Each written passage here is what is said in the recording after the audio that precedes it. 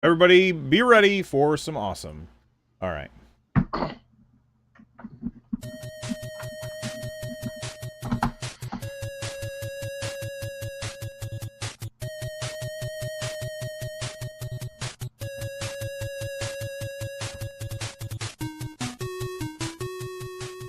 Hey, everybody, I'm Bill. This is Zap. Say hello, Zap. Hello guys, how are we all?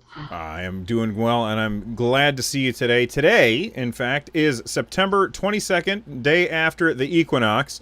Today, this is episode 46 of Run, Jump, Stomp, a podcast about stuff. We used to be just about games, but you never know if we're going to switch things up and talk about something else. Speaking of things that we're going to talk about, this is what we are planning to talk about today. BioShock owners are in for a treat. Sony throws No Man's Sky under a bus. Valve kills Digital Homicide. Boy, it seems like that just came straight off of Huffington Post or something. Pokemon for the NX. I think I'm a clone now. Unlawful gambling promoters prosecuted. Those stories plus more on this episode of Run, Jump, Stomp. Stick around.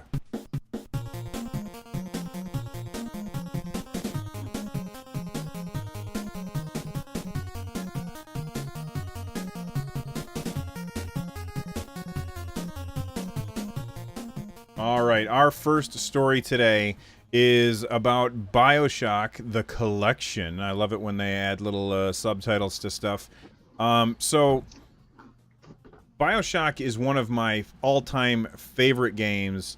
I'm really looking forward to getting back to Rapture and the Skyoshock. I can't remember what the name of the place is, but I can't wait to go back there, especially because I have not played the original one in a very, very long time. And I logged in to find out that I got a free upgrade on BioShock 1 and 2 for free. Like, they didn't charge me anything, and I'm really happy about this. I know that you don't really like it when they go and remake recent games, but hey, you know, if they're just updating textures to make things look a little bit prettier on my more powerful system than I had years ago, then I'm a happy man. What's your reaction to this?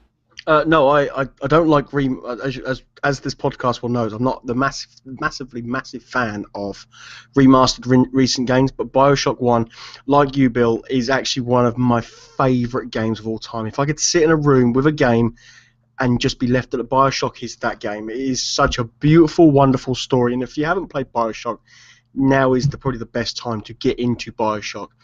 And yeah, I also got a free upgrade. I'm like, oh, thanks. I'll take that. Yeah, You know, so it's good. I think that's really nice, especially if you do own, bits and pieces already of the game. And Skyrim guys who own all the DLC as well, is getting the same. Bethesda and 2K really knocking it out of the parks here with these remasters because at the end of the day, let's be honest, Bill, you've probably got a decent rig. I've got a half-tidy rig. We don't really need the remasters. Just updated textures is fine. yeah, and I'm really excited about it. And you know, just a little story about BioShock. When I first played it, I had it on the Xbox 360. So I ended up rebuying it on Steam when there was a Steam sale. But anyway, that's how good of the game is. I bought it twice. So anyway, BioShock 1. I don't know if it came out the year that my son was born, but I played it the year that my son was born. So like I would have my Xbox 360 hooked up to the TV. He'd be asleep in his little crib or whatever, and I'd sit there and play the game, and my wife would sit next to me on the couch and watch. And there were moments in that game where I'm playing the game, so I am feeling like, oh my god, this is amazing. But my wife, who was just sitting next to me just watching the game, was incredibly tense, and she couldn't believe the things that were happening. And I will never spoil BioShock for anybody. It's an amazing, the writing in that game is fantastic. So if you don't have it, go buy it, because that's awesome. But if you already have it, maybe take a chance and go back and play it again. I may actually do a replay of BioShock as a stream, because I'm really excited to play it again and re-experience that, because a lot of the stuff, I mean, if you finish the game, you know the moments that stick with you and will stick with you forever in that game. But there's a lot of other small moments that happened that were really good that I don't really remember because it was so long ago that I played it. So I'm looking forward to seeing that stuff again. And yes, there are moments in that game that you will never forget. At least for me. I don't think I will ever forget that moment when you walk in the room and this thing happens and you see this and you're like, wow, it breaks your brain. So, yeah, no, I totally agree. There is, again, you can't talk about BioShock's story without, there's no way you can even cut it down, or, you know, without basically blurting out half the stuff that happens in that game. But there are bits, I'm now replaying in my head as you talk about it, that makes the hairs on my neck stand up. It's such truly well written. And do you know what? You don't get many games like that these days, where developers go, right, what we're making is we're making a single player experience, and what we're going to do is we're going to do this. And when a game is built, developed, crafted that beautifully, it shows the art in gaming. Yeah, and you use the right word there, crafted. Yeah. That game is a labour of love for 2K, and I believe Bethesda was behind the publishing and all that sort of stuff. So that was a real labour of love. And I played it on the PS3, and like yourself, I had to buy it again because it's just an insane experience. And BioShock 2, I felt that, you know, if I would say BioShock definitely was the best of the three. BioShock, they're all worth the play, they're all worth your time. And they're all worth the playthrough, because, like I say, and I prefer 3 over 2, but again, always worth the time and the play. And yeah, like, I completely agree with you. Just go out and play it. Yeah, definitely. So let's go ahead and move on to your first story. What's this all about? I'm sorry, I brought a No Man's Sky story again to the podcast. So I'm gonna butcher the president of Europe's president of PlayStation, Sony Worldwide Studios. Shuhei Yoshida. Yeah, that's him. What Bill said, basically has criticised. Now, this story is all over the place because he's come out publicly and criticised how No Man's Sky was PR. It was their PR. You know, so on the run-up to No Man's Sky, you had Sean Murray coming out and saying, and these are things that were confirmed, him saying that you'll be able to see other players on day one. Be a small chance, but you will be able to see them. There'll be this real amazing combat system with factions and all this. There was so much of a PR. And this was all done on E3. He went on to talk shows. I mean, Sean Murray was everywhere on the run-up to No Man's Sky. And as we all know, the No Man's Sky saga literally ended. Oh no! It ended just like Zap's commentary, because he froze and we lost him. Technical difficulties. All right, so while we're waiting for him to come back, I'm gonna talk about something else that is definitely related to No Man's Sky, and that's that somebody made a Doom mod, and that Doom mod, he made it in 3 weeks, and I haven't actually seen the full thing, but apparently it does pretty much what No Man's Sky does. I mean, it doesn't look good because it's a Doom mod, and Doom is ancient. Oh man, his power went out. So oh, okay, and it's coming back on, so he's gonna be right back. Abigail, moral of the story, do not talk about No Man's Sky. All right, so here's the thing. Somebody is clearly out for Zap, and he needs to be checking out his windows to make sure that he doesn't have gosh, who's the publisher for No Man's Sky? I can't remember again. It doesn't say on the website, and I don't feel like looking it up. Anyway, he needs to see if somebody's coming in through the windows after him, Christmas National Lampoon's Christmas Vacation style. So he'll come back in and he'll tell us more about the story. But what do you guys think? Are people gonna be buying? I can't think of the name of the damn thing. Oop, I said damn. The dang thing. BioShock. Here, let's take a look. There's somebody posted a link in chat, and it looks like right now on the Humble store you can get BioShock and BioShock 2 for $5 a piece. That is awesome. And you can get BioShock Infinite for $7.49. Guys, if you don't own these games, you need to buy them. And you probably won't get the updated versions, but they're still good. Even the old versions are still really good games. Moonwolf's buying it right now. You cannot stop him. Wild horses could not drag him away. You're getting all three for $13.99 when you bundle it. That's rad.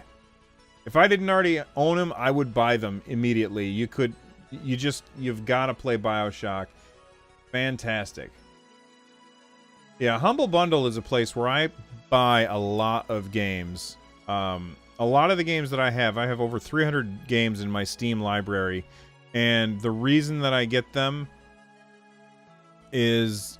the reason I have so many is because of Humble Bundle deals. Eskimo Princess, unfortunately, BioShock doesn't... Oh, I'm getting a call. Let me answer it. I can't answer it. Hangouts. I don't even know how to answer it.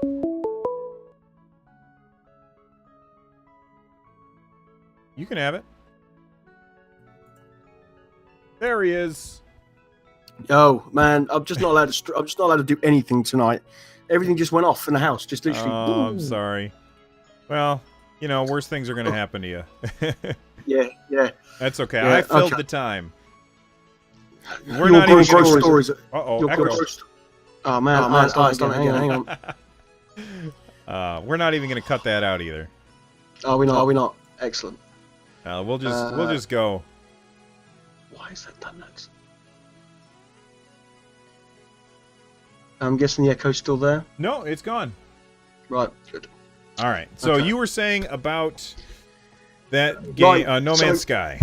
No Man's Ski. No Man's Ski. That's right. No Man's Ski. Yeah, that's the best name for it. So the other week they had the Tokyo Game Show, and the president of Sony Worldwide Studios, which name I can't pronounce very well, Bill.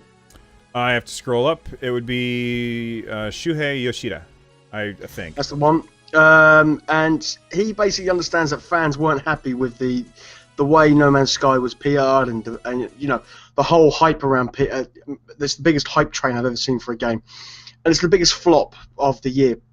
I've never seen a game go from like up, you know, from the stratosphere and crash and burn so quickly in a matter of weeks. And it was all through what Sean Murray had said that you know, and he'd been going on stages at ER talk shows, and you know, different things like that. He was basically giving the game its best, you know, like hyping the game up beyond belief. So the president of Sony Worldwide Studios come out and basically says, and I quote, "I had an opportunity to play the game right before launch. And I restarted playing the game on launch with the day one patch, so I could see the struggle for the developers to get the game the state they wanted. Apparently, Yoshida really enjoyed playing No Man's Sky, but he could appreciate why others might not feel the same way.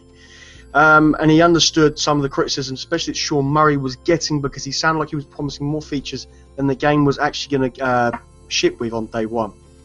It wasn't a great PR strategy because he didn't have a PR person." This is where the article gets really, really interesting, and this is why I brought it tonight, because there is the president of the Sony Worldwide Studios basically saying it wasn't a great PR strategy because Sean Murray didn't have a PR person.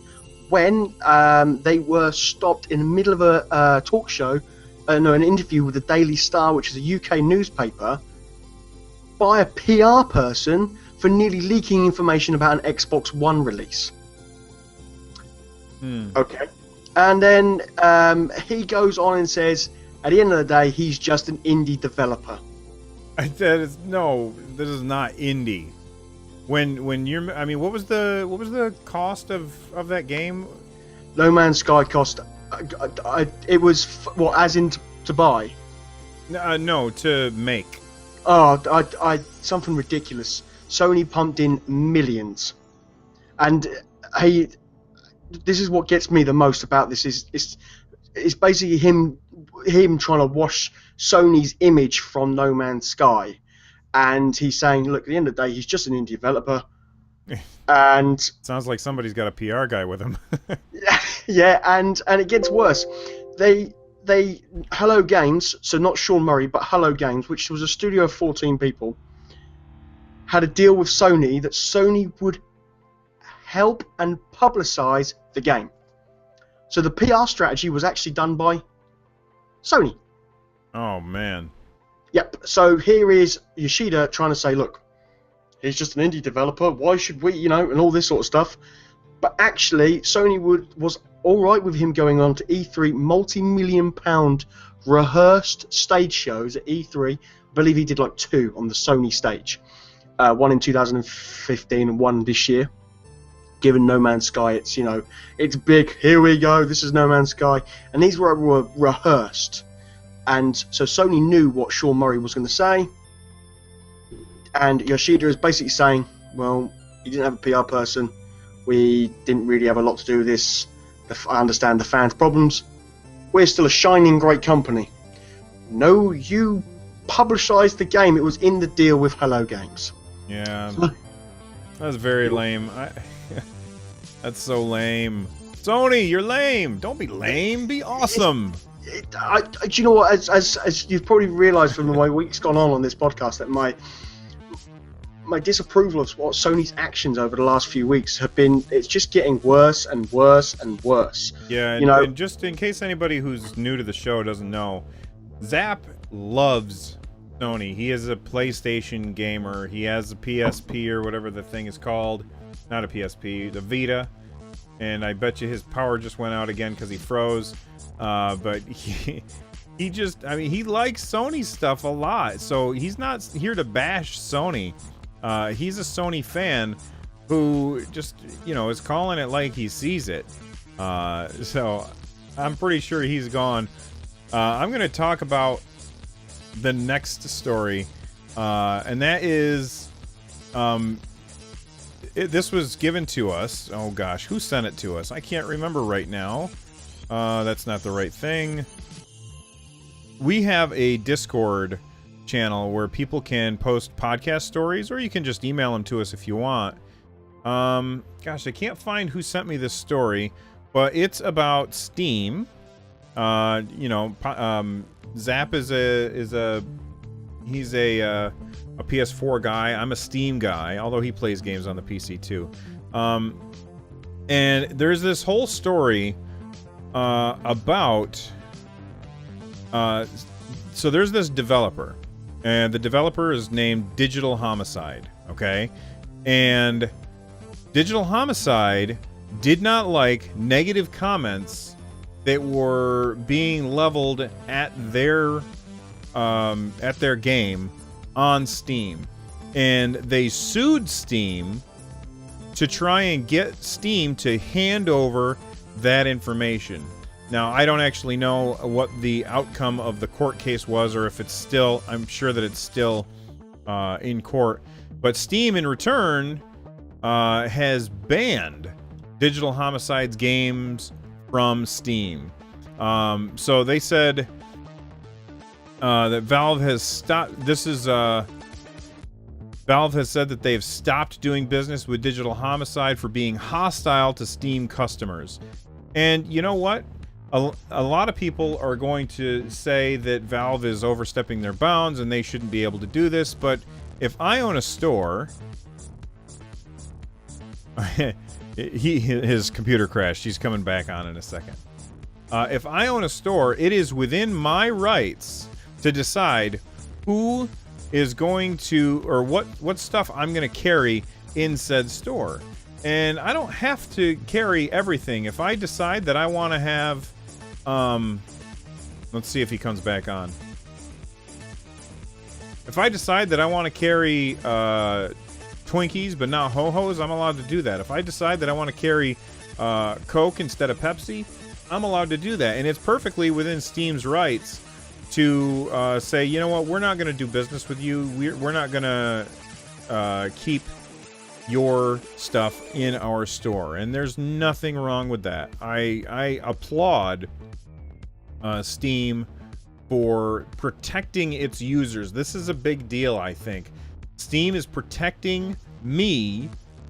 Not that I made bad comments about this game, but they're protecting me from this developer, Digital Homicide, and I'm really glad that they are. Because, get this, Digital Homicide is also they're not just are they suing Steam to get the names of people, but they also want to sue 100 Steam users for $18 million. $18 million. Let me do some fast math. That's a lot of money per person.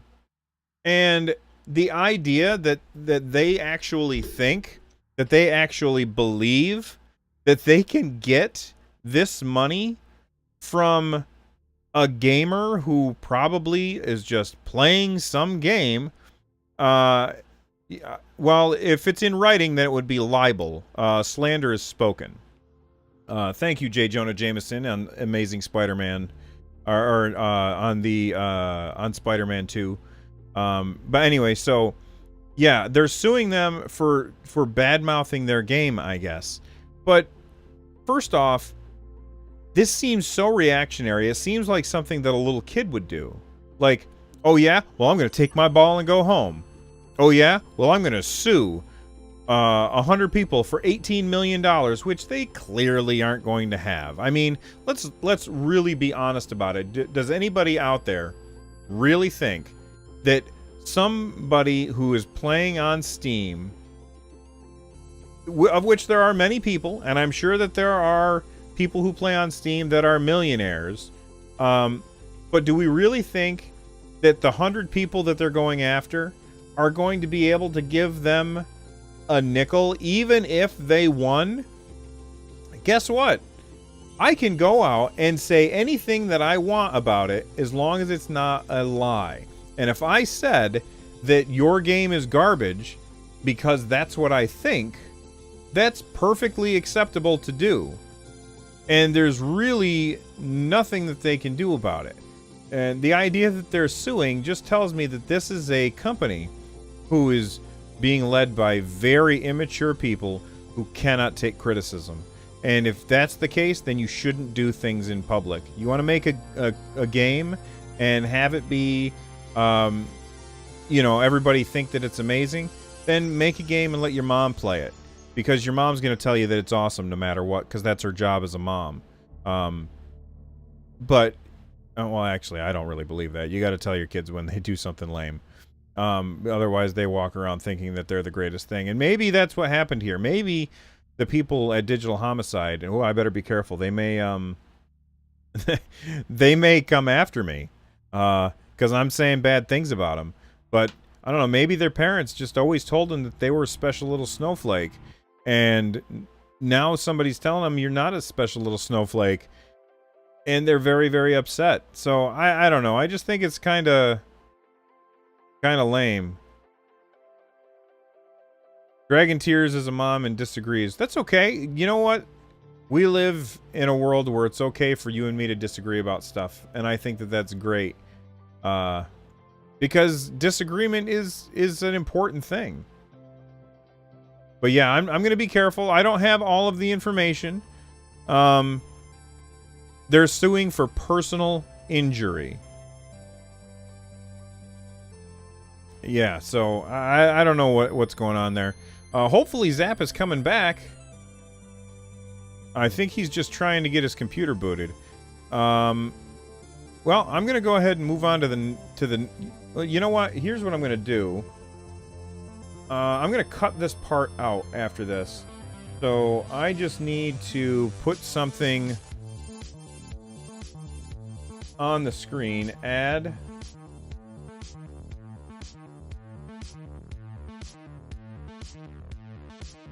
Yes, Dragon Tears, you disagree with me, I'm going to sue you. Bet you didn't know that.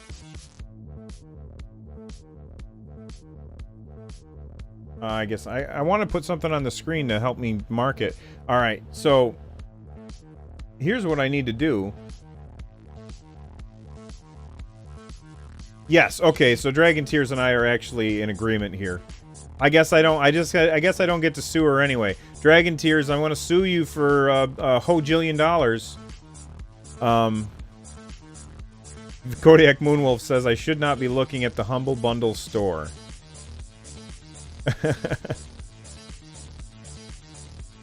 Oh, yes. 1 hour, 10 minutes.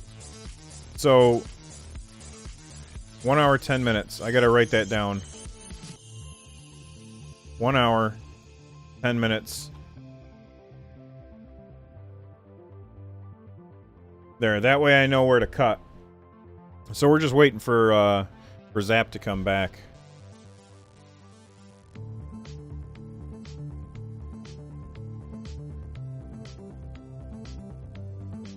Humble Bundle never passes my house question. I know, it's so good. Does anybody on here subscribe to the Humble Monthly thing? Where you just subscribe and you get a bunch of games every month? Every time I look at that, I'm like, should I? Should I? Alright, here we go. We're getting a call. He's back! Wow, what an evening. I got an echo again. I've now loaded up.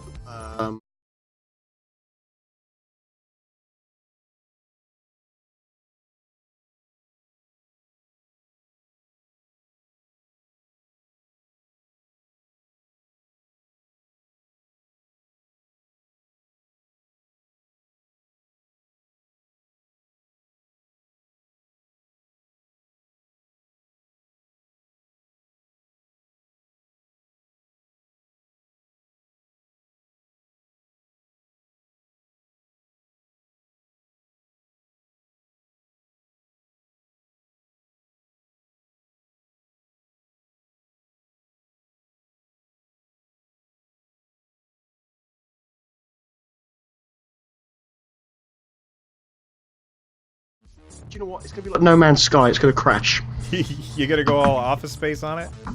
Yep, the whole lot. Right, so, yeah. Oh, I'm sorry, George, man. Yeah, it's fine. I'm sorry. It's okay. It's okay. I wrote down when I need to cut. I talked about the next story, and then I'm gonna cut in your reaction right now. What's the matter? Are you there? Yeah, I'm still here. Sorry, I'm trying to find the doodah. The show notes? Yeah, show notes. Yeah. That's oh what I'm my trying to goodness. The volume is going all over the place. do. Yeah, it's because it's now another PC, isn't it? Yeah. So, hang on. Open volume mixer. Let me very quickly do recording devices. This is on the fly. This is live. Ladies and gentlemen, this is a fact right here that it's all. We show everything warts and all. In fact, maybe I won't even cut out the part that I said I was going to. I lied. I'm not cutting anything out. I'm surprised you get to cut stuff out. So mostly because I'm feeling lazy and don't feel like going through and editing stuff. Yeah. I don't worry. I won't tell anybody. Hey, Carcer, you totally rad. All right. So yeah, for some reason I can't see the show notes on my Google Docs. Oh, weird. It's probably because it's all on a new computer. I don't know. Are you logged in as you? I am logged in as me. Let me Gmail it. Hang on. There is one way around it. So if you do the next, we've done No Man's Sky, haven't we? That's done. Yeah, and then I went over Valve Kills Digital Homicide on my own. So we can go on to your next story, but your sound is up and down and up and down. Why is that? I don't understand why.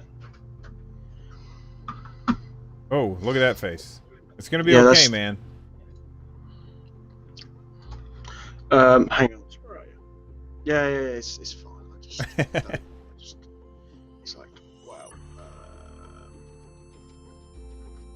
There's the person behind me now. Yeah, there is. A stripy person. Why won't Hangouts let me adjust the volume? Let me adjust the volume of the. Because Windows again is taking control of my microphone. All right, so here's what I think you should do. If you right-click on the little audio thing on the bottom, and you go up to recording devices.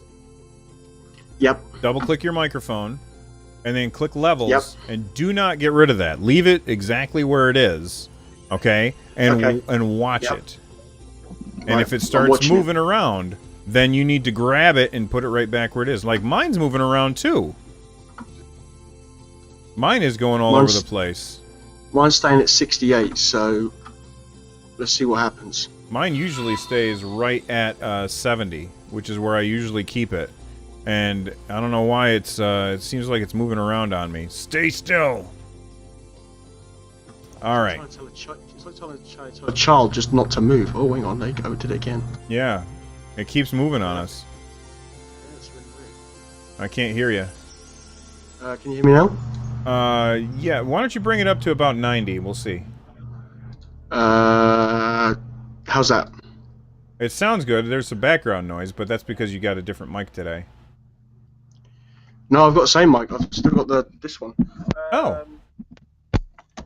Is that any better? I don't know. You gotta say a bunch of stuff. Testing 1, 2, 3. See, it's peaking and then it's dropping. Okay, this is really weird.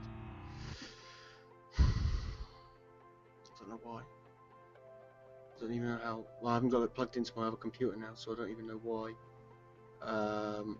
What I would have it set as, because everything's now been disabled off my computer. Well, God, I don't know.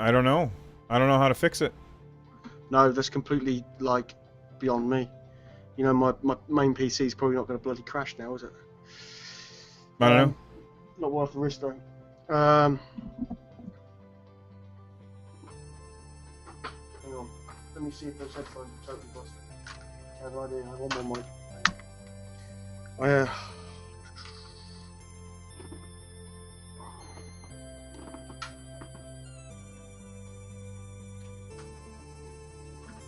Hey, Fox. We're interrupting for technical difficulties. I really do need a slate for that, to put in a technical difficulties thing for when things like this happen. You know what I mean? No, they're gone. No, I can hear you. Oh, but your microphone is still on. That's totally gone. Zap's having some technical difficulties. And we'll all never forgive him. If we all agree right now that we'll never forgive him, then that'll be fine. Oh, there's another face. Man, if he ever gets partnered, you guys have got to capture all the little faces that he's making today. I've lost your audio now. Totally lost audio. Oh, he can't even hear us now.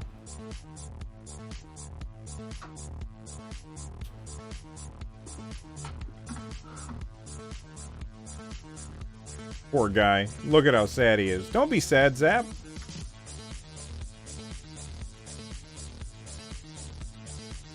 I'm not sure you can hear me. I can hear you. Can't hear you. Fox, that's pretty rad. Congratulations, man. Oh, poor Zap. Yeah, Dragon Tears, let me give you a permit.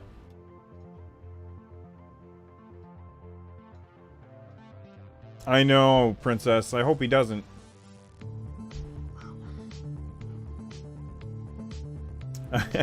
I want to make my own, but this one I'll have to do for now. Oh, that's not it. Hold on.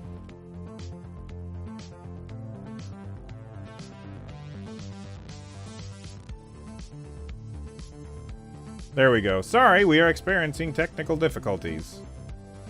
Alright, while we're waiting for him to come back, let's see. What else do we want to talk about? I think...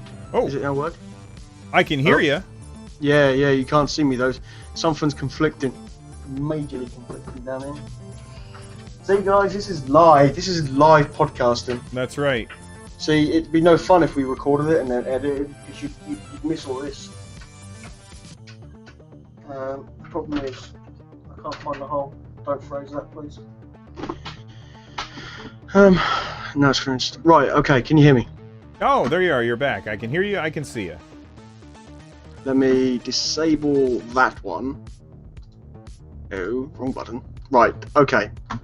Let's see how this goes. I can, yeah, it sounds how's better. it sounding now? It sounds good. Right, okay. Basically, like a remote, you take the batteries out and switch it around. I just switched the wires around. All right. Hits it a couple of times. Don't touch anything. All right. It's working. It's working. Let me just. Okay, I can get the show notes on my other computer. Hang on. All right. Well, that's doing something. There's a fly in here. It's driving me bananas. I'll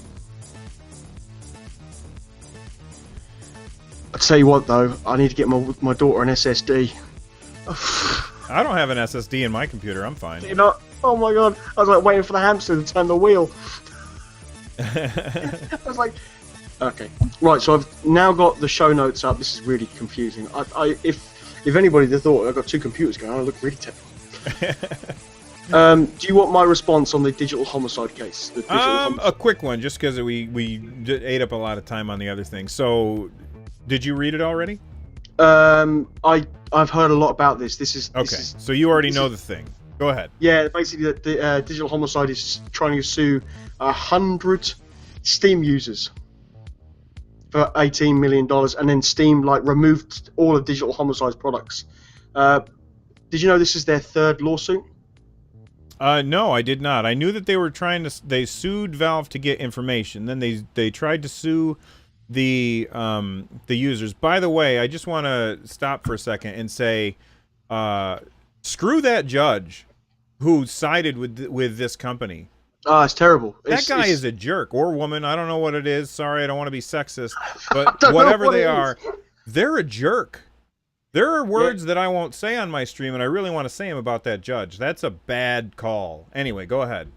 Yeah, it's actually their third lawsuit. They've got one open against Jim Sterling, who did a video on their game and basically tore it apart. He's a critic. He's a reviewer on YouTube. He's very you kind of need to pick if you like him or not. You know, he's one of those. And basically, yeah, he sort of tore it apart, and Digital Homicide didn't like it. Didn't like the fact they couldn't handle that. So Jim Sterling, they're trying to sue Jim Sterling. That was earlier this year. And then I believe they've got a second one open, and now this against 100 Steam users. Excuse me. But the problem with this is, how can you tell who's who? This is the most ridiculous case I've ever seen in any kind of internet. Like this is just stupid. If your game's rubbish, accept it, go back to the drawing board, pull it off. End of story. And that judge, or male, female, you can tell they're just there because it's ridiculous. Yeah, that's what all I can say on it. I guarantee I never heard of Digital Homicide before, but you can be sure that I know their name now, and if I see a game from them, I will not be buying it based on these business practices. Trust me, you don't want to. I saw the Jim Sterling critical review, and it just basically pointed out all the flaws. The game was terrible, and everyone was in their right mind to say, look, your game's rubbish, accept it. All right, let's move on to your next story, which is... Well, this is going to make you happy, Bill, because Pokemon has been confirmed for the NX. Yes! I am which happy also makes about me this. happy. I'm actually now considering getting it NX when it drops. Now, there is a slight rumour in the rumour mill that there could be some information coming out from EGX this weekend about the NX. Well, they said the same thing about Space World, which was last week, and they didn't do anything there. I hope they're right, because it's getting to the point now where Nintendo has to say something. It's like it's supposed to come out in March, for crying out loud. The head of the Pokemon company basically said that the NX is a hybrid console. I think I think we've had more from the Pokemon Company than we had from Nintendo themselves. So he's confirmed that there will be Pokemon on the NX, and I believe they're working on a title at the minute. Don't quote me on that, but that's something again I've heard, and they're basically saying that it's could be a hybrid console of in-house entertainment and a handheld. And the more I hear about it, the more this excites me. And like I said, there is a rumor going around that the Nintendo stand could have some NX news. So Sunday, I'm off to EGX. So hopefully, if there is anything, I'm going to blow your Twitter up. Yes, and does your cell phone have a decent camera on it? It's not too bad, but I'm taking a camera with me, and I'm there to do some recording of other stuff as well. But if there's anything about the NX, I will be first to tell you. Don't worry. All right, grab somebody and interview them if you can. That'd be so cool. I'll do my best, but we know how secretive Nintendo are. Yeah, I know. They won't talk to us. But so are you? Yeah. Who are you? Yeah. Podcast run jumps. But so how do you feel? Are you excited for the NX? Pokemon confirmed for the NX. Is this what you want to hear? Well, I'm okay. So first off, it's not a huge surprise to me that Pokemon is going to be coming out for the NX. Now, here's the question. Here's the $1 million question. Is it going to be Pokemon Sun and Moon, which is coming out on the 3DS? Is the NX going to have like a 3DS card slot so that you can just play Pokemon Sun and Moon? Or, because if they do that, then I think a lot of people are going to be like, really? You shouldn't have said anything, because now you're building people up, and you're only going to let them down. Here's why I think that's likely. Number one, Pokemon Sun and Moon are coming out in December, or is it November? One or the other. They're coming out fourth quarter, Christmas time, right? Because they're coming out there, and then the NX is supposed to be launching on March. And Nintendo has said that they've got a Zelda game, a Mario game, a Pokemon game, all 4 launch games. Okay? Or no, they said all within the first year, that's awesome, because that's what usually has hurt Nintendo in the past, is when they launch and they don't have the first-party software ready to get going. If they launch in March and then they've got a brand new Pokemon game when they just launched another one, the people who just bought the other one are going to be ticked off, especially if they went out and bought a 3DS for that game. And I'm telling you right now, there's going to be people who go out and buy a 3DS that comes in a bundle with Pokemon Sun and Moon because it's got a special whatever on it. And if they bring that same game out on the NX, people are going to flip out. They're going to be really angry about that. So that could really backfire on them. Now, am I excited about this? You betcha. And Resistance Fox in chat said something really interesting. He said that I don't know if he was joking or not, but he said, I'll bet it's Pokemon Snap. And honestly, I never played Pokemon Snap because when Pokemon came out, I was at a certain age where I was like, I'm too old for that stuff. And I didn't play it until years later. A friend of mine recommended, and I've talked about this on the show before, a friend of mine said, I've been playing Pokemon, and I said, isn't that a game for kids? How fun is that? And he goes, no, it's a really good RPG. You should check it out. And he was right. It's really good. The story is for kids, but it's a good game, and it's fun. So I never played Pokemon Snap either. And a lot of people have said that it's a really good game. It was for the Nintendo 64, and you were basically on like a rail cart, and you're driving around on the rail cart, and you take pictures of Pokemon. Doesn't sound like it's a terribly compelling game, but if it's a portable system that has augmented reality, which is something Nintendo has been doing for years on the 3DS system, they have cameras in the 3DS, and you can take pictures and play games. Like you can put like a little card down on the table and then look at it with your 3DS, and like Link will jump out of the table at you, and you could shoot like a ball at him or whatever. It's nothing very complicated or terribly interesting, But if they're doing an augmented reality game like Pokemon Go, then if Pokemon Go is coming to the... Yes, exactly. For those of you listening to the audio version right now, Zap is holding... Whoops, wrong button. Zap is holding up the loading screen of Pokemon Go on his phone to the camera.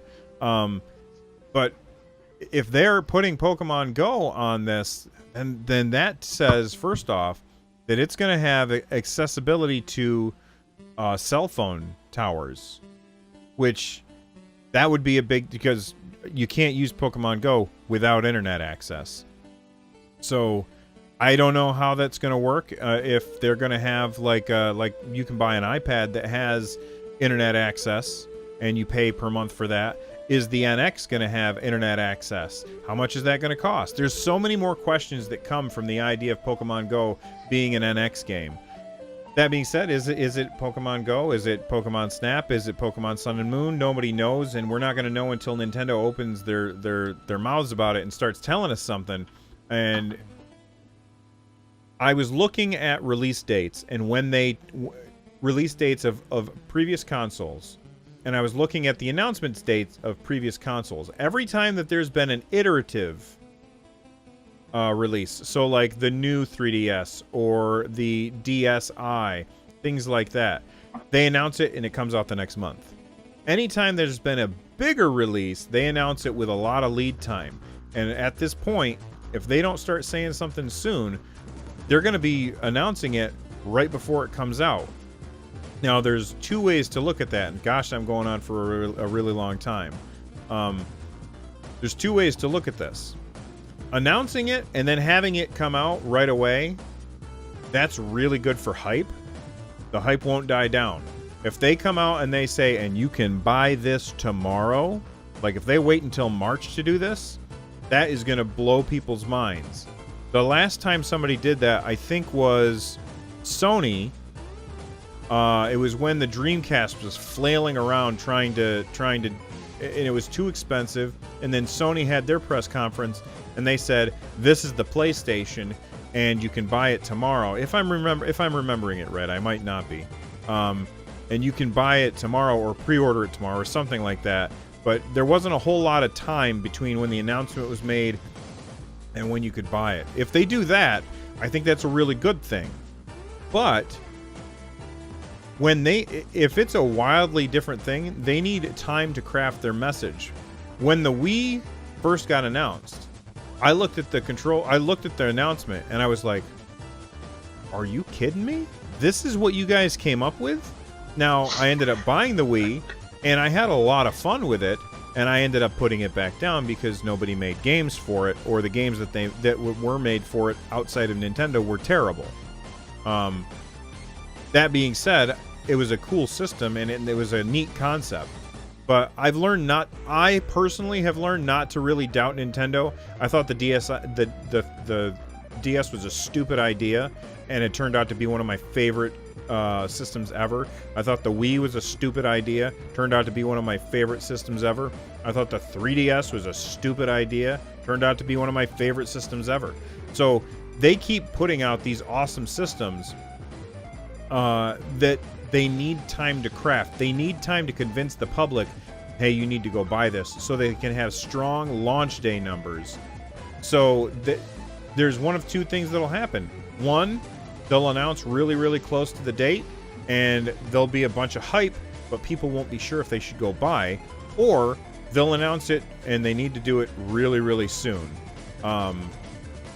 They'll announce it, and then they need time to craft their message to convince people to buy it, because people got bit by the Wii U. And even though I personally feel like Nintendo dropped the ball on the Wii U, the games that came out on that system were fantastic. And Jay Carcer in chat says, RJS, you have to think that the NX is stupid, because then it'll be great. I'm going to try, guys. All right, man, I talked for a long time. Do you have anything else to add there? No, I think you're right. I mean, for me, who's not for me, who's a Sony fan, seeing the stupid stunts that Sony are pulling just lately from the no mods on Fallout 4 and Skyrim Remastered, or sorry, the Skyrim Remastered, stuff like that, to the PR stunt with Hello Games. You look at, I'm quite glad there's a company out there, working away in Japan, holding their cards close to their chest, and they're just gonna. I'm hoping. This is my hope, not I think. This is my hope, and I pray that when they announce the NX, they blow the world away, because I want Nintendo to come back. I want them to show the world that they still are a great console developer. They've got a lot of catching up to do with what the PS4. Ignore the companies behind and what the stunts that they pull, but the PS4 and the Xbox One are fantastic pieces of hardware. Not just fantastic, they're amazing pieces of hardware. And the NX has got to do something on the same scale or completely different, to blow people away and go, I want an X, I want that console, that is the console for me. So I am looking forward to it. Like I said, if there's anything at EGX, your Twitter's going to go mad, so be prepared. Hey, I'm all for it, and I agree with you that they're either going to have to blow those guys away or do something completely different. And if the past is any indication, Nintendo's what they're going to do is they're going to go in a completely different direction, because I don't think that they personally view Microsoft and Sony as their competitors. I think they look more at this as their competitors right here, this smartphone. I think that's what they are seeing as their competitor, and that's why we see them breaking into the smartphone space. But we've talked about Nintendo for quite a while. Let's talk about a very different company, and that's the next story on the list. Is apparently some people are saying that Paladins is a clone of Overwatch. Now, I didn't get this I added at the last minute. Eskimo Princess posted this. Thank you very much for doing so in our podcast stories channel on Discord. Which, by the way, if you type !Discord in chat, you can get a link there, and then you can contribute as well. But I was at work when she did that, and I didn't get a chance to look at it because I was grading papers and stuff. But I've played Paladins, and I don't know the full story here, so feel free to, if it's okay with you, Zap, I want to kind of hang this one out there and then get people to give us some feedback on it, tell us what they think about whether or not this is, they're guilty of cloning. So, the idea here... go ahead. No, you carry on. Sorry, you carry on. Okay. So, the idea here is that some people are saying that Paladins is a... And by the way, Paladins is from the same creators of Smite, which is Hi-Rez Studios. They also made Tribes. And Paladins is a hero-based shooter with very Team Fortress 2 style gameplay, where you've got to move a payload across the map, or you've got to rush to go capture points and things like that. But it's also very focused on these cartoonish looking heroes. And the heroes, they have a lot of things in common with heroes in Overwatch. There's a guy who has a energy shield that he can put in front of him, just like Reinhardt. I forget his name. His name is Fernando. There's a dwarf-looking guy who puts down turrets, just like Torbjorn. In fact, this is kind of funny. I was streaming Paladins months and months and months ago. This is before Overwatch came out. I was in the open beta, or maybe not open beta. I was in the beta. A friend of mine gave me a code to play it, and I was playing. And this is before Overwatch came out that I was playing this. But I had played one day of the Overwatch beta, and I constantly refer to the dwarf guy as Torbjorn.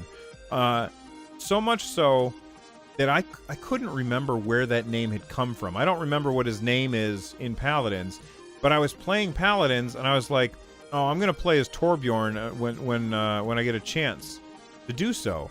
And I was sitting there, and I was like, Wait, where's Torbjorn? Because they had a list of all the characters across the screen, and I couldn't find Torbjorn. And I was like, where's Torbjorn? And I couldn't find it. And then finally, I clicked through each one. And I was like, oh, it's this dwarf guy. Why did I think his name was Torbjorn? I can't figure that out. I couldn't remember that guy was from Overwatch. So there are definite similarities between the two games, and that's really without a doubt. There are similarities. There are characters that can throw out a hook and pull you towards them. That's like the tree guy. He's actually from Smite. So they're both very cartoony looking. They both have highly stylized graphics, and it's difficult to tell them apart. They both have just a couple of abilities for the character. Yeah, whoa, okay, I had not seen this. So there is a guy who, it almost looks like the animation was directly stolen from oh gosh, I can't remember the guy's name. Who's the chain guy, the chain tank in Roadhog. Wait, who? Roadhog. Roadhog, yeah. The animation that I just saw looks like it's ripped off directly from that. And that guy didn't exist when I played it in beta. So I guess the question is, are they stealing Blizzard's ideas? I say maybe.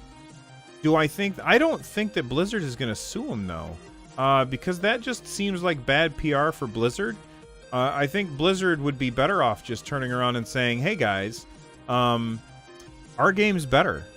And I do think that it is. I do think that Overwatch is a better game. That doesn't make Paladins less fun, because it is fun, and it is free to play. But I would say Paladins is the poor man's Overwatch. But game development takes a really, really long time to do. And the idea that people could come up with a game that is very, very similar to another game that came out at the same time, especially if they're both based heavily on Team Fortress 2, is probably very likely. However, some of the newer characters I do feel like are blatant ripoffs, because those characters did not exist before Overwatch came out. How are you reacting to this? What do you think? Right, two things, and this is not going to shape my opinion, but I will put this out there now, because of things that happened on the internet recently. I actually am a partner with Paladins. And I say this is a complete unbiased opinion. I like Paladins, but I liked it before this new content. I played Paladins a couple of weeks ago, and from playing Overwatch is a betterly polished game. As we've said before, way Blizzard polish games, they make games feel, is just an absolute beautiful kind of game. Hearthstone, World of Warcraft, Diablo, and Heroes of the Storm, and Overwatch, those 5 games on Battle.net are absolutely beautiful. World of Warcraft obviously is not for me personally, but Overwatch is. But Blizzard as a company, they really know how to polish games. Do I think Paladins have stolen art style, stuff like that? It's such a grey area that I don't. You can't copyright gameplay mechanics. So whether that's something they can't do. There's a post on Reddit about the history of Paladins, and again, it's like basically what's come out is the guy in charge of Paladins, the CEO, he's basically saying, no, we did it all first, Blizzard are copying us, but then essentially we've copied Team Fortress, which essentially team-based shooters are a copy. They're not copies. That's such a wrong word, because without one company going, that's a really cool idea, we're going to use it in a game, game development would never move forward. And I understand what Eskimo Princess is saying in chat. You can copyright the way a character looks. I understand that completely, but I'm not talking about, at this point in time, I'm talking about the gameplay mechanics. Because if we were getting into the nitty-gritty, Team Fortress 2 could go, well, you're a team-based shooter, so we could sue you for that. It's kind of where do you stop with the suing thing? And I think you're right. I think Blizzard will look at this and go, we've got a better game. Our fan base is huge. We don't need to sue you. We've made money off Overwatch. And go to the guys who are doing Paladins going, hey, look, we're up here, you're down there. Because I agree with you. As much as I've had fun with Paladins, but I don't play it anymore. And I have sent an email to be requested to be removed from getting skin giveaway codes and all that sort of stuff because I don't play it. I don't spend enough time to justify being involved in all that. I'd rather play Overwatch. Overwatch is such a better game out there, and I'd rather pay the money. It was £30 over here, or 30 space points as Run John likes to call them over here, and play Overwatch. You know, and I think if I played Paladins and then looked at Overwatch and go, well, hang on a minute, Overwatch just looks better. It's not just that; it's, you know, the characters, the actual characters themselves. Going on to the characters in Overwatch, they just feel better. Like the animations and the pop and the sounds, and it's just a betterly. That's a really bad word. A better crafted game. I feel like for Overwatch, I think that the game is more. I don't want to say polished because we've said that it more fleshed out. The characters feel like they are actual characters that you might see in a thing or like in a movie or something. Whereas Paladins, it just kind of seems like, hey, let's give a dwarf a turret. That being said, when I played Paladins, Overwatch wasn't out yet, and they had the dwarf with a turret a long time. Like, that was one of the first characters, so that may have come before, before Overwatch came out. I don't know. Eskimo Princess said something in our Discord earlier. She goes, I'm not interested enough to go through and find out who copyrighted a character first, and I'm not either. No. There's two things here that I think can happen. Blizzard is going to say, whatever, if we sue them, we're going to look like a bully.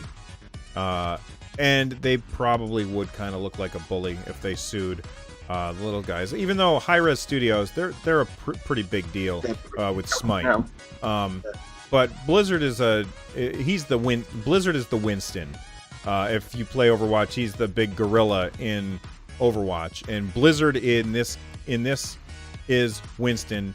And I'm gonna guess, if I'm putting this in terms of Overwatch characters, then Hi-Rez is Junkrat. Annoying. You can't do that. Junkrat's my favorite character. How dare you? I know, but he's annoying. Or Mei. I love playing Mei, but she, you know, when she's on your team, she ticks you off. Hi-Rez Studios, Paladins, I like playing it, but, you know, it's just not as good. It's a smaller it's just not as good. And I hate to say that, but it's not. But Blizzard may also not have a choice.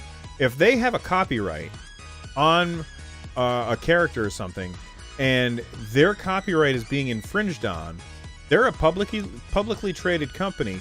They have no choice but to sue. They have to sue if they are being infringed upon. So it all depends on what trademarks Blizzard actually has and what the dates are, and the lawyers are going to work all that out. But do I think the game itself is a ripoff of Overwatch? No.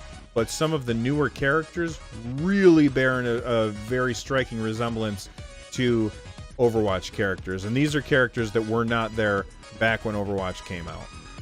No, and when I first started playing Paladins, they weren't there at that point, and Paladins felt a different game back then to what it does now. You know, and I do think that they've kind of gone, oh, Overwatch looks good. I do think some of the assets and stuff, you know, but as I said, you know, game development, change the subject to phones. You know, one company's done one thing, so another company's basically taken that. The new iPhone 7, for instance, is now water resistance and dust proof and all this sort of stuff. No! He got water and dust in his computer, and now it froze again. All right, I'm going to guess at what he was about to say. I think he was about to say, there's only... Oh, good, he's back. All right, what were you about to say? Oh, we can't hear you. Dang it. Oh, he's yelling. All right. I think that he was about to say, there are only so many ways that you can make a rectangular slab that has a screen. And so if there's only so many ways that you can make something that looks like that, he's gonna Winston. Oh, I'm sorry, man. It's hard for companies to not sue each other sometimes, and I think if we want to stop frivolous lawsuits or lawsuits like that in general, we just need to make it harder for lawsuits like that to happen. But do I think that they're ripping off Overwatch? Maybe they are now that I've seen that video, but I'm not sure. Oh, I'm getting a call. Oh no, I'm already on a call with him. Do you have sound back, my friend? I can't hear you. Okay, he can hear me, but I can't hear him. Alright, Eskimo Princess says, right, that's why you can't copyright trademarks, formats, character function, gameplay, etc. But you can copyright a specific character. And gosh, I don't like, you can't trademark throwing a hook out and pulling it towards you, because otherwise then Acclaim would be suing Overwatch for go ahead and end the call, man. Guys, if you don't watch the show, if you just listen to the show, you're missing out. You are definitely missing out. Zap is freaking out. So as I was saying, Acclaim, they have Scorpion from Mortal Kombat, and they could sue for that, because Roadhog on Overwatch, he throws a hook out and then pulls you towards him as part of his way of his gameplay mechanics. So Acclaim could turn around and be like, "Hey, Overwatch is I think he's calling me again." Oh, hello. Hey, there we go. We got you back, man. Yes.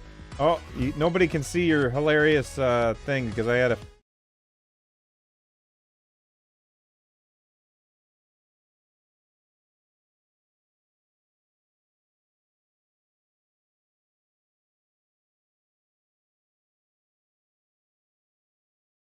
What are they doing? Come and watch us on twitch.tv/runjumpstomp. Because honestly, sometimes you get one like this, and it's a little bit crazy. A little bit.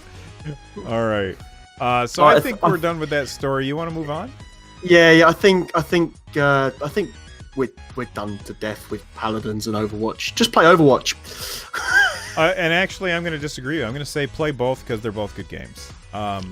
But okay. We'll come back and find out what happens in the future. That being said, we talked a bunch about this, and I'm just curious if it's okay with you, if this could be our topic for people to email us about next week. What do they think?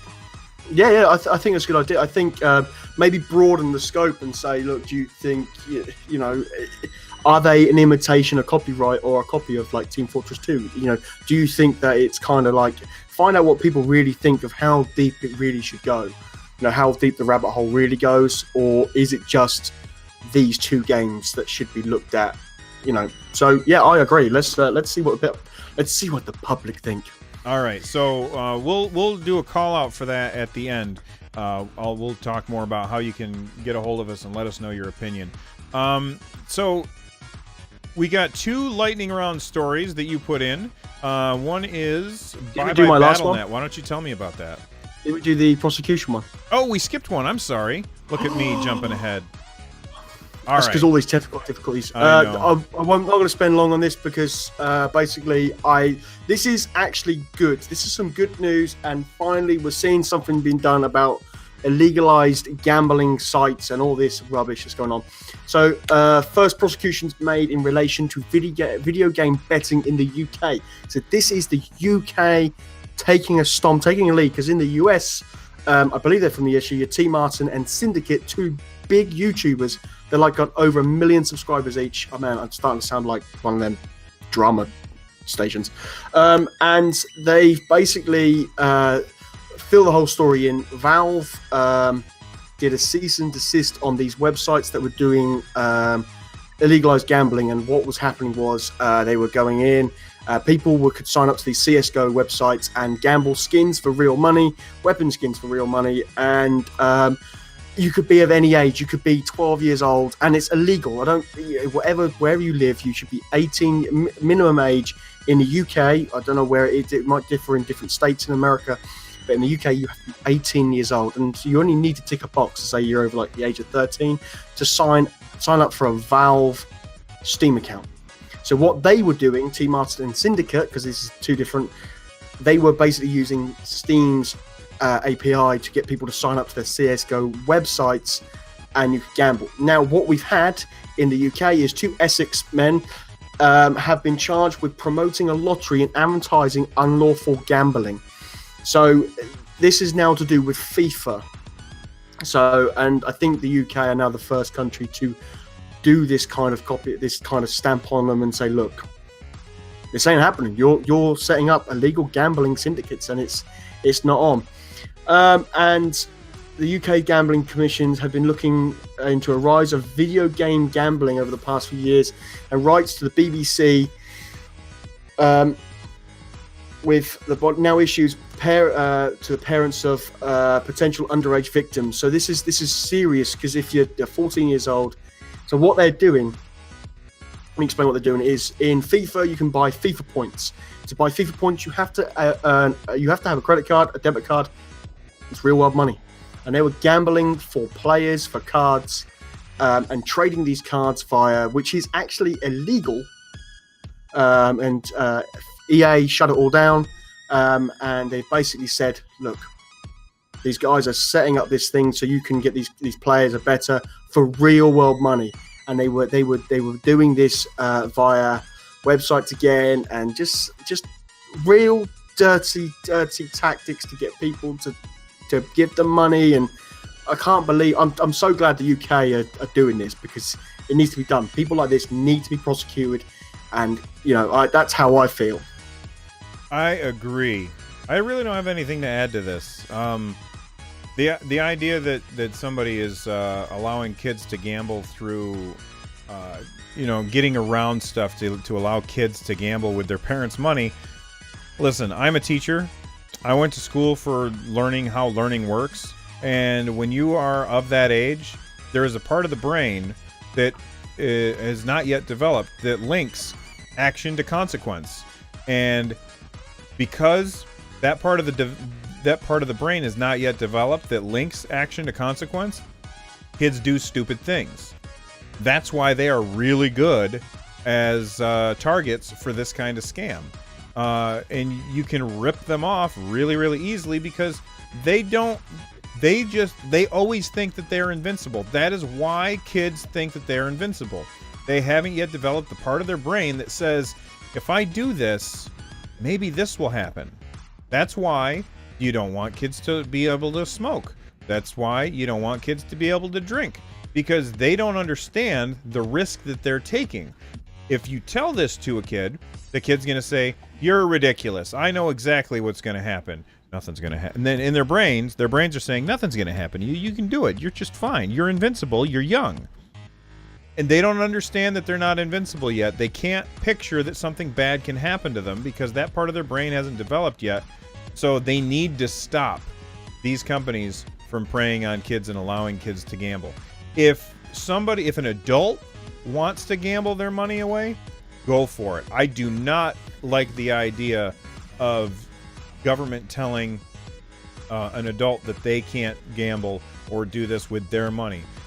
Is the person probably going to get ripped off? Yep, but they're an adult and they should be able to make that decision themselves. So I don't care if they allow people to gamble on these sites. I want there to be some kind of way to verify.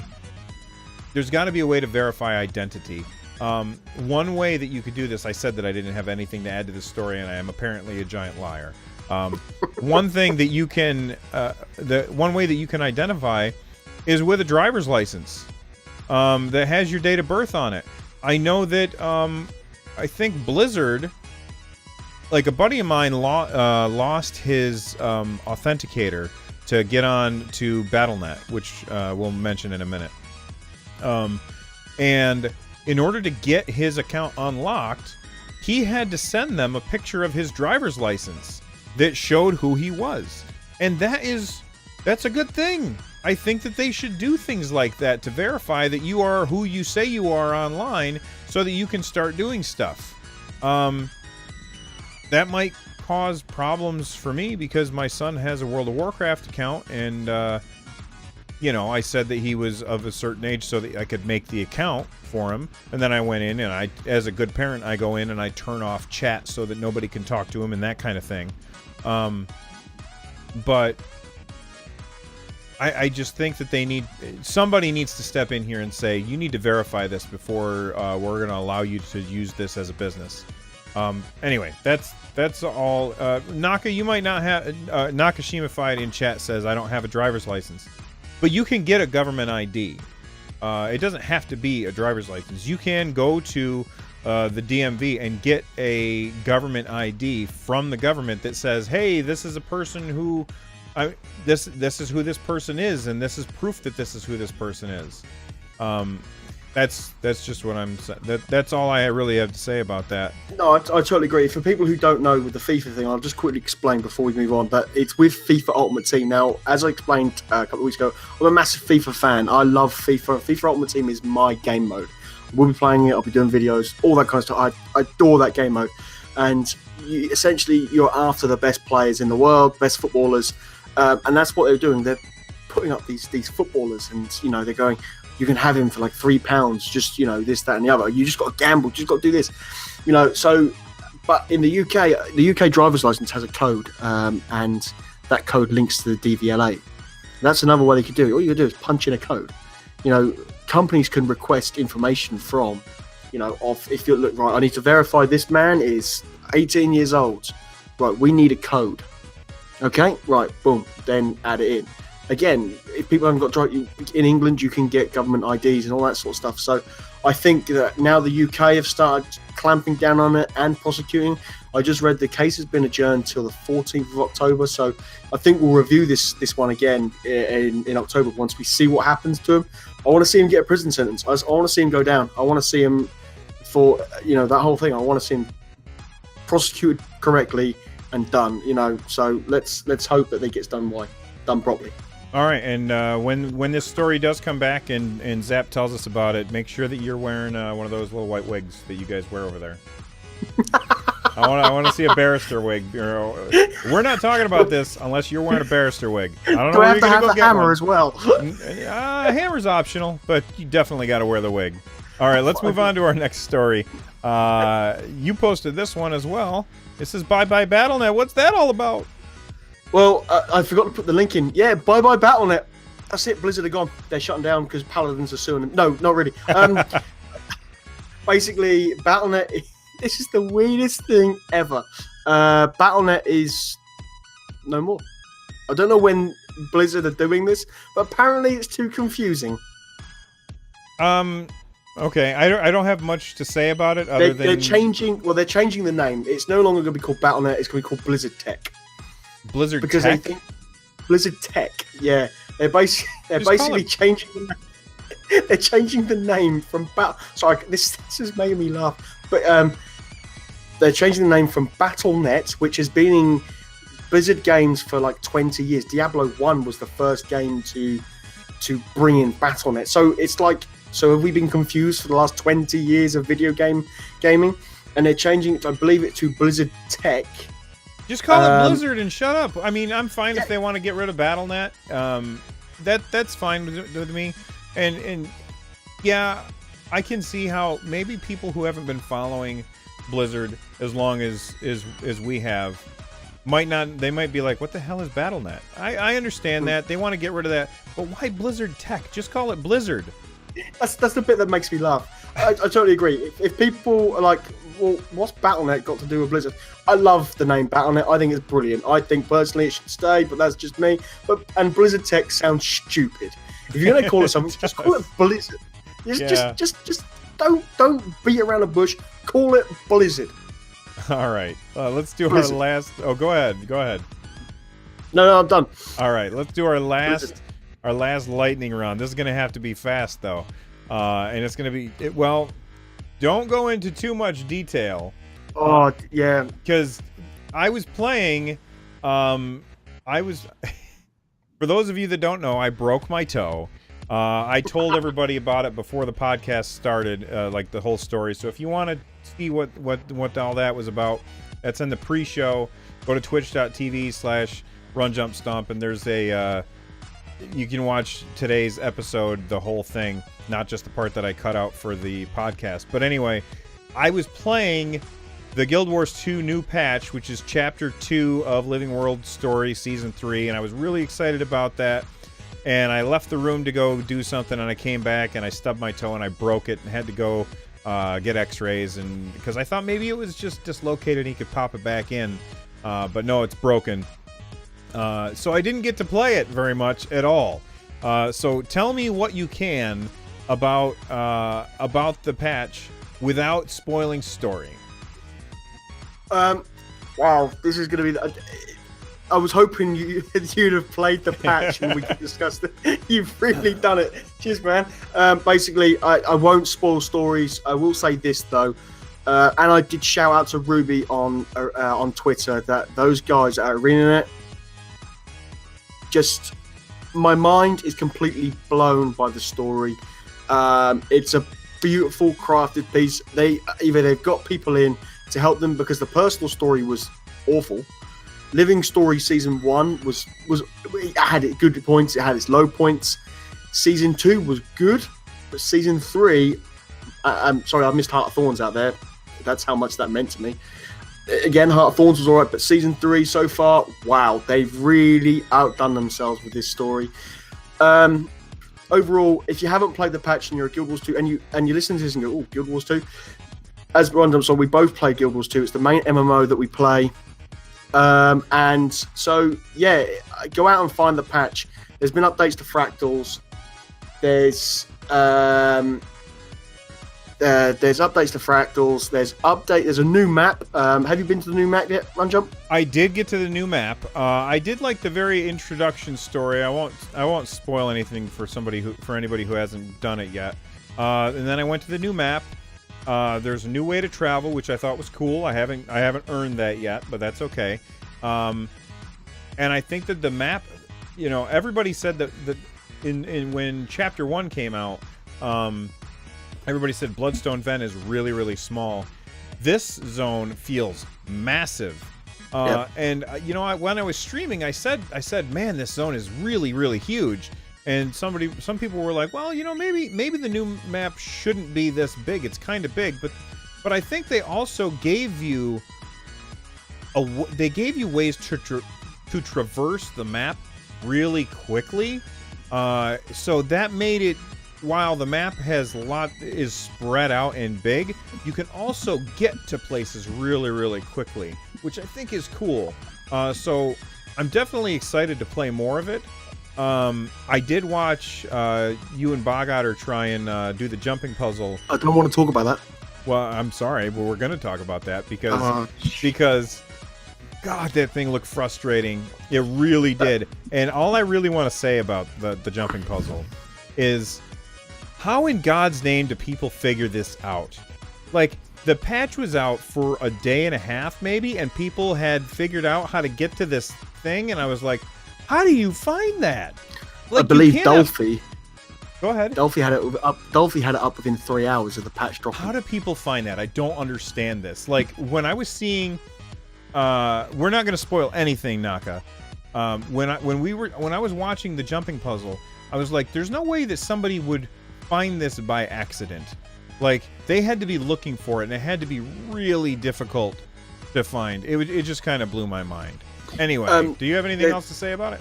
Yeah, there's a jumping puzzle in Fractals. There's the new Fractal. I'm a massive Fractal fan. It's one of my favourite content inside Guild Wars 2.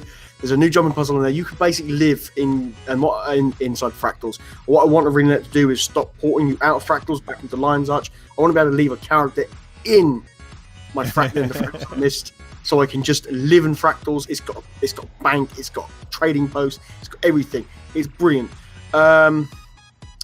The jumping puzzle is the most infuriating thing I've ever experienced in all my life.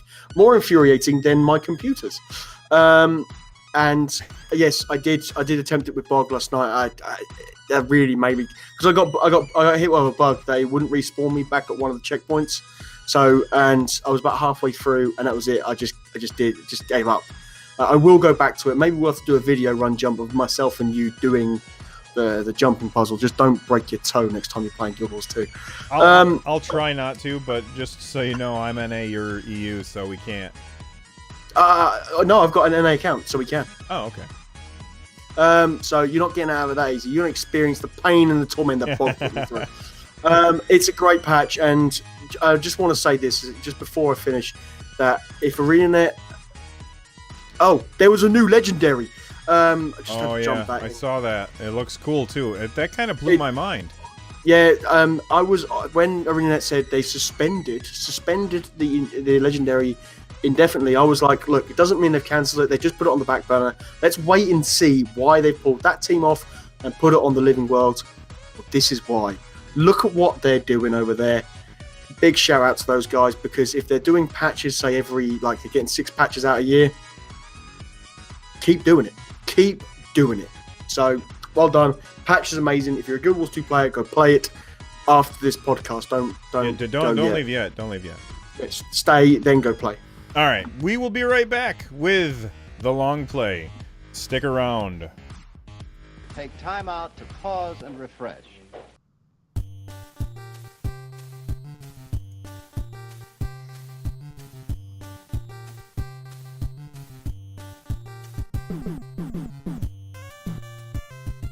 All right, this is the long play. This is where we talk about what we've been playing this week. I have been playing a little game called Pokemon Go, which Never a lot of heard of it. Yeah, a lot of people have not heard of this game. So, if all joking aside, a lot of people probably have played Pokemon Go and then washed their hands of it because it was a buggy mess when it came out, and it really, really was. And I gotta say, like, my wife and my son and I, we went up to the park and we decided, like, my son was he plays on the playground, and my wife and I, there's a path that goes around the playground, and my wife and I just run around the playground while he's doing that, so we can still see him, but we can get a workout in. And there's there's 2 little corners of the area where we're running, and it takes you about 5 minutes to walk around, and that's about how much time it takes for you to hit the next Pokestop and get some more Pokeballs. If you're running, you can really just do every other one. So you stop at one on one of the things on the loop, and then you run around and you get to the other one, and then you run around and you get back to the first one. So basically, we're just running in loops, stopping, getting our Pokeballs, and then running some more, trying to hatch eggs while we're doing it, which by the way, does not work. You can't run to hatch eggs. You can only walk, which is stupid, Pokemon Company. Get your heads out of your butts. All right? But anyway, that being said, so we went for like a little hour run, and then we said, all right, buddy, let's get off the playground. And he got off the playground, and then we always walk around the park to all of the different Pokemon stops. There's probably 5 in the park. There's only 2 near the playground, though. So we walk to the 5 of them, and each one of us holds our phone out, and he swipes to get the Pokeballs for us. And if there's a Pokemon nearby, we let him catch it. So then we got in the car, and he had a birthday party to go to. So we were going to go to Target and buy a present for this kid. Well, we're driving to the Target to pick up a present for his school friend. And my wife has my phone in her hand, and he's got my wife's phone in his hand. And I'm driving down the road, and my son goes, "There's a Meowth." And I go, "Whoa, really?" And I don't know how rare that is, because I'm not huge into Pokemon, but I know that Meowth is cool, because I've watched the show with my son, and Meowth makes me laugh. So therefore, I want a Meowth. And, he wants to catch it, of course. And so if you play Pokemon, you know in the bottom right corner, you can see what's nearby. And I go, well, where is he? And my son's like, well, he's about fourth one away. And my wife says, well, he's about the fourth one away. So what then progressed is like, I was like, okay, well, we'll see if we get any closer to him as we drive to the store. So we're driving closer to the store, and suddenly he disappeared. And I turned to my wife and I was like, honey, should I turn around? And she goes, no, we got stuff to do. And I go, yeah, you're right. Let's just take care of that stuff. So I drove about 2 blocks, and I was at a stoplight, and I was thinking, I go, do you guys see Meowth anywhere? And they're like, nope. And I go, all right. I go, so I put on my turn signal, and my wife goes, what are you doing? I go, I want that dang Meowth. So I turned the car around. I didn't break any laws, but then we were on the hunt. Like they had the phones out, and I was like, all right, so we saw him about in this area. So I drove back to that area, and sure enough, he shows back up, the little silhouette in the little corner. And I go, where is he? And they go, he's in the 4th spot. I was like, okay, so I'm gonna try and drive over here. So we're zigzagging around town trying to narrow down where he is, right? Finally, he pops up on the screen, and they both at the same time, they both shouted, Meowth! Right? And I go, well, get him! And so they caught him. They both caught him on the first try, which is funny because we went after a Golbat. We went after a Golbat earlier, and the Golbat took like, I don't even want to know how many Pokeballs and raspberries that we spent trying to catch the Golbat. They got Meowth on the first try. And I was like, sweet. So then we both had that, right? And I was like, all right, well, now we got that out of the way. Let's drive to the store. And we're driving down the street, and what pops up? Another Meowth. And we're like, are you kidding me? After all that nonsense. But anyway, so the reason I'm talking about Pokemon Go, and I called it Pokemon Go Family Adventures in the show notes. If you've got a cell phone, get out there with your family and catch some Pokemon. It is incredibly fun to do. You're just walking around, or in our case, we were driving around because we live in a small community, so it's pretty spread out. You know, just get out there and try and catch them. They have fixed the problems that I had with the game. It still destroys your battery. That's my only problem with the game still, is it still absolutely destroys your battery. But it's really fun, and you can now slowly track down where a Pokemon is, because you can have it on your screen, and they'll be listed in order of how far away they are from you. So you start walking around, and if it goes down, then you turn around, and if it goes up, then suddenly you're catching up, and you find the Pokemon that you're looking for. It's a lot of fun. It's not perfect, but go play Pokemon Go. All right, what did you have to play? I got to say that I'm exactly with you. Before I move, the Pokemon Go is brilliant. I gotta admit, I love it. While you were talking about it, I did load up mine, and without giving too much of a location away, which I can't really, because that's on screen. I got the buddy list on, which is Charmander, so I'm grinding out some Charmander stuff because I want Charizard. That's what I'm after. He's my buddy too. I nearly went for the Pikachu, because at 10k, when you walk Pikachu, this is bad. When you walk Pikachu far enough, there's a little Easter egg. It comes on your shoulder. Oh, that's cool. I don't have a Pikachu, so I can't. I do. Well, I have 3. But here, that's eliminate some of the fingers on my hand right here. You get to pick which ones. That there is my highest rated Pokemon. Holy crackers! Yeah, 1500 CP, which is nothing in my town. I've seen like over 2000 CP. Yeah. And it's a Vaporeon. And do you know what? I completely agree with you. I downloaded it as a bit of a giggle, and then my kids got a hold of it, and it's been like, what I love about Pokemon Go is there are so many beautiful stories on Reddit that people are just walking. People who had never walked before, they're walking. So do you know what?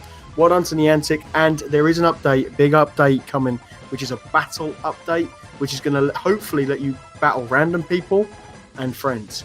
So they're going to be implementing it, and they're apparently revamping the battle system. So let's wait and see. Yeah, right now I don't care for the battle system. I'm just trying to catch them, but I'm glad to hear that they're fixing it. All right, let's move on to your game. What have you been playing? I've got to talk about the For Honor Alpha, which I got involved in last weekend. Streamed it because it was the only game that I could stream without any problems. Wow, me have any problems? Who'd you think it? For Honor is a game by Ubisoft. Before anybody goes, Ubisoft, bear with me. It's a PvP at the minute. PvP, that was the alpha. There is PvE coming to the game when it's released. I played the 4v4 mode, and it has Vikings, warrior, knights, and samurais, and it's just a brutal lot of fun. You're beating people up. Excellent. There is capture points, but I don't care about capture points. I'm there to beat people up and make it look as brutal as possible. So that's For Honor. Keep that on your radar. I'm now involved with all the alphas and betas going forward. So, and you can invite friends. So I know I will send you a code over RJS and get you involved in it because it is so much fun. Yeah, it looks like really a lot of fun. But the main game that I've been playing in my spare time is Little Big Planet. Wow.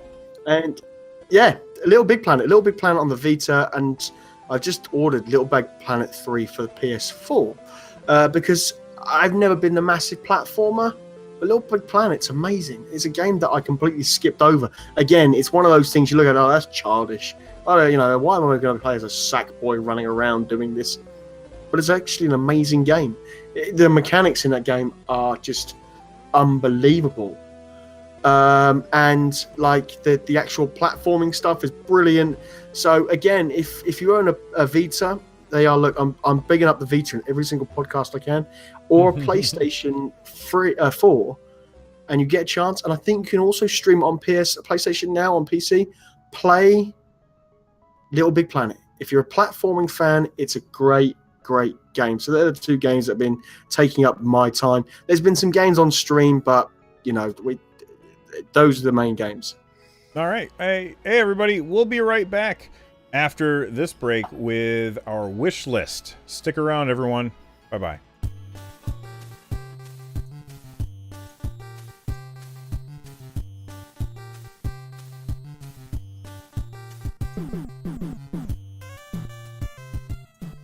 All right, everybody. So this is a segment we call Wish Listed, where we pick games that we thought were pretty rad or look pretty rad, and we want to add them to our wish list. That might be on Steam or wherever. It just means it's a game that's on our radar that we want to check out. And mine this week is called Flint Hook. I added it to my Steam wish list earlier this week. It's a side-scrolling platformer with a grappling hook and these cool slow-motion powers. It looks really neat. So if you're watching the podcast on YouTube, or if you are watching us on Twitch right now, you can see some video of it. Hopefully it's muted. Yeah, it's muted. It's got a really cool art style, almost like 16-bit but better art style. Very, very fast-paced gameplay. And I think it's a single-player game. It's got full controller support. Right now it's not out yet, so it doesn't come out until early 2017. But it's definitely something that I'm looking forward to. I think it looks great, and I really like how it's very fast-paced. But then you hit a button and everything goes into slow-mo, kind of like Max Payne style. So that's what's on my wish list for this week. So check it out if that kind of thing sounds cool to you. What do you got on the wish list this week? Can I just ask one question? Did they get the hook action from Blizzard?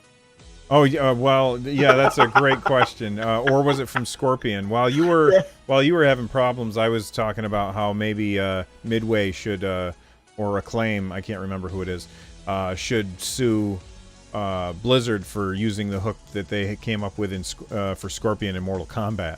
Yeah, that's a very good point. Yeah, that's very good point.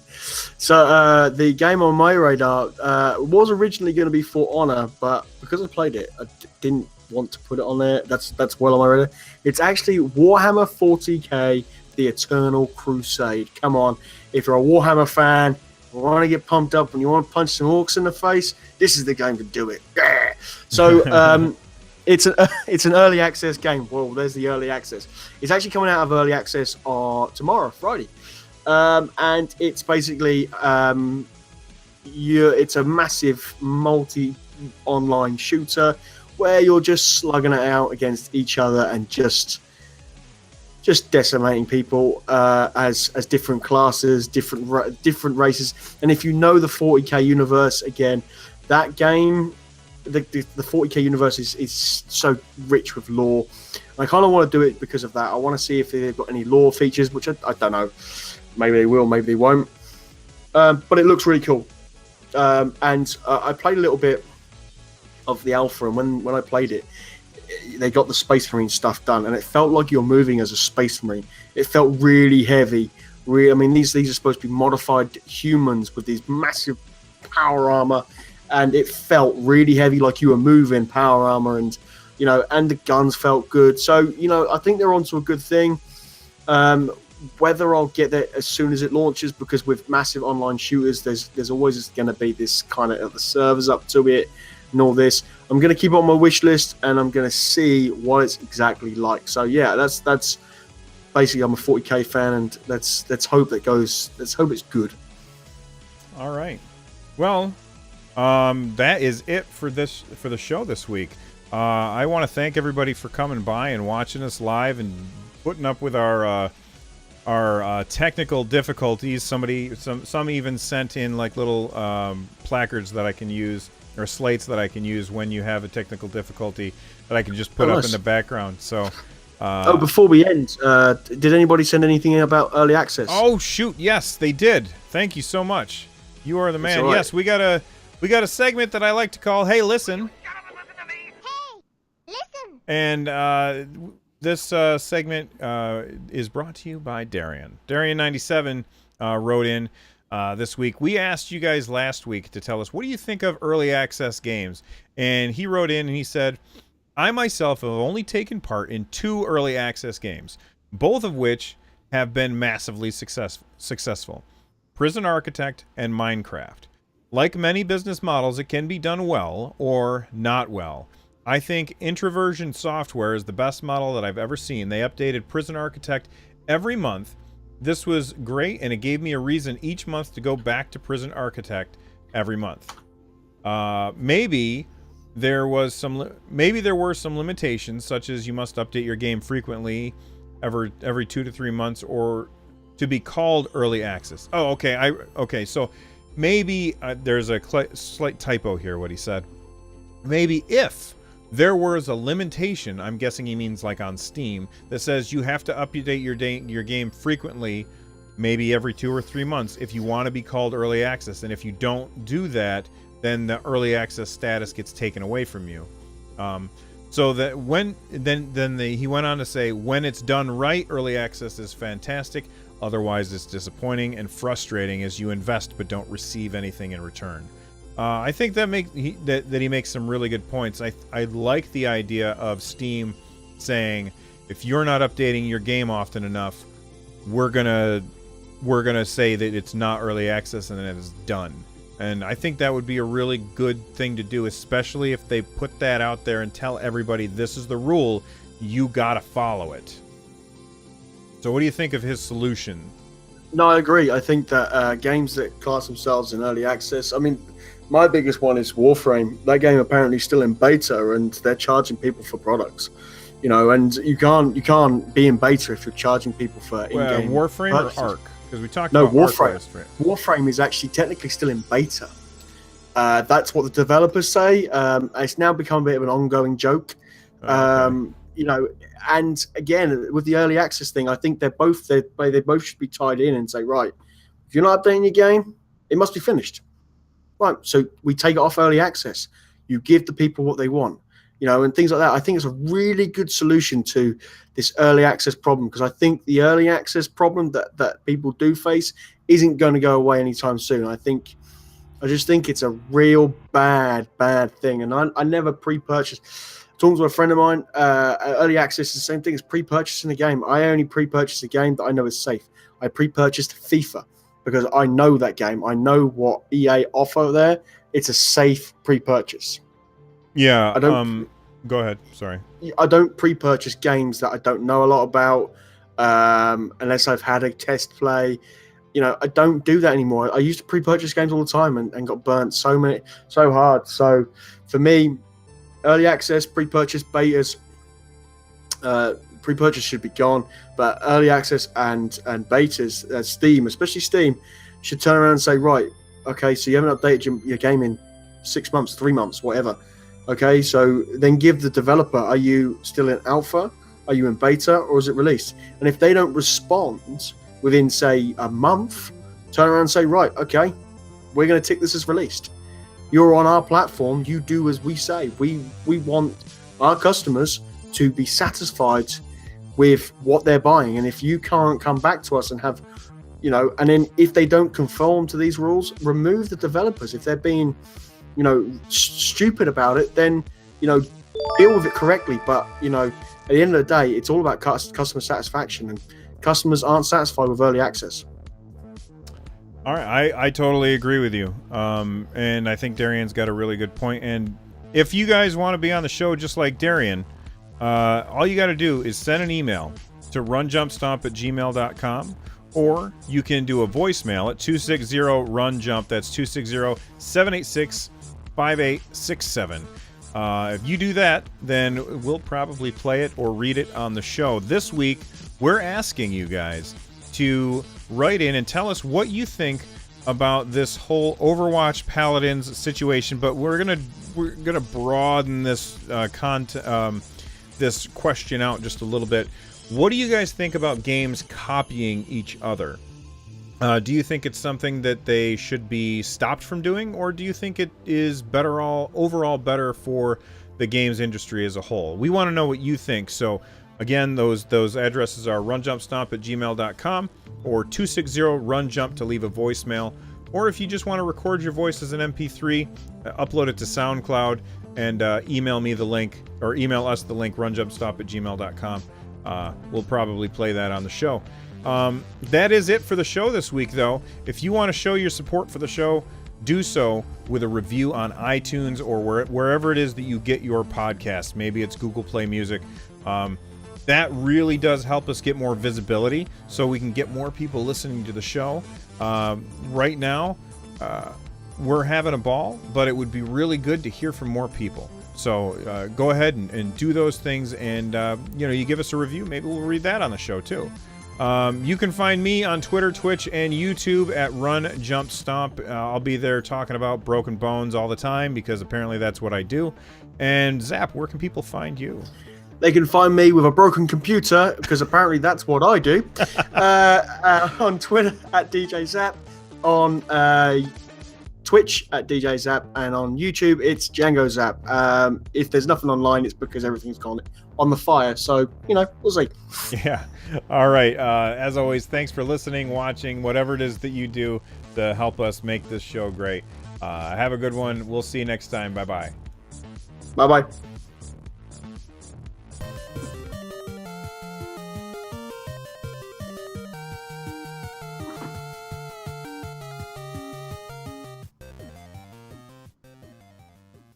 All right, man.